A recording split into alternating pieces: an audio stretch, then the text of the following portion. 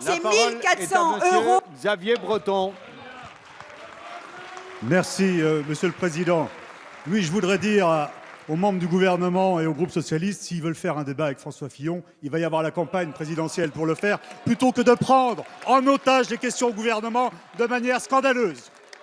Monsieur le Premier ministre, hier après-midi, votre Le discours temps de la campagne générale... viendra. Maintenant, on est au temps des questions au gouvernement. Monsieur le Premier ministre, hier après-midi, Allez, votre s'il vous plaît. discours S'il de vous politique plaît. générale a particulièrement maltraité deux sujets pourtant cruciaux pour notre pays, l'éducation et la famille. Vous n'avez évoqué que très rapidement l'éducation en la réduisant à une approche purement quantitative et budgétaire. Pourtant, les comparaisons internationales comme l'enquête PISA publiée la semaine dernière montrent bien que ce n'est pas le niveau de dépenses qui compte, mais la bonne utilisation de ces moyens.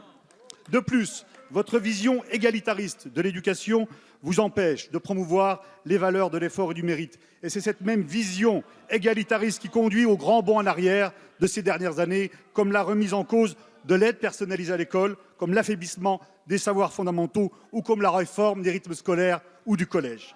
Toutes ces réformes ont été imposées sans que les enseignants, les élèves et les parents d'élèves n'en comprennent la cohérence ni l'objectif. Votre discours de politique générale a d'autre part fait totalement l'impasse sur la politique familiale. Il est vrai que la politique menée depuis 2012 s'est traduite par un matraquage fiscal des familles et par la remise en cause des fondements même de notre politique familiale qui faisait pourtant consensus depuis 1945.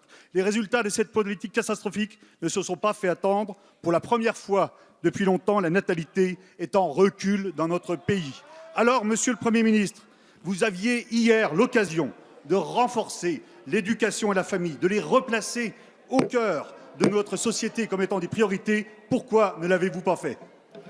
La parole est à Mme Najat Vallaud-Belkacem, ministre de l'Éducation nationale, de l'Enseignement supérieur et de la Recherche. Merci, Monsieur le Président. Mesdames et Messieurs les députés, Monsieur le député Xavier Breton, je me demande vraiment dans quelle mesure vous croyez à ce que vous racontez. Vraiment.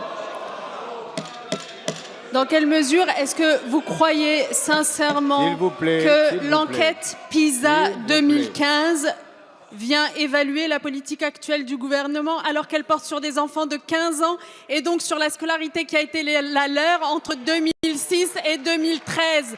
Expliquez-moi en quoi cela vient évaluer notre politique.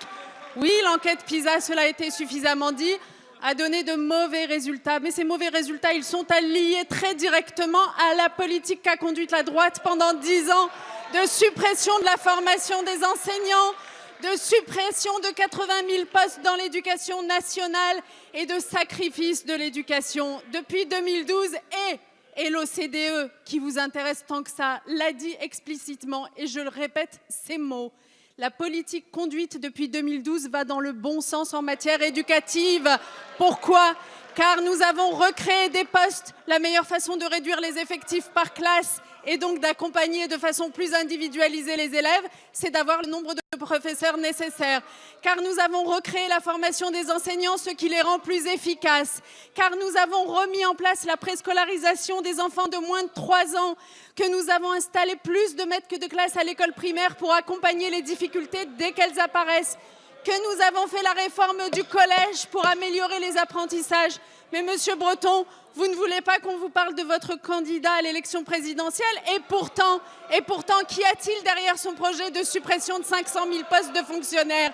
Il y a plus de préscolarisation des moins de 3 ans.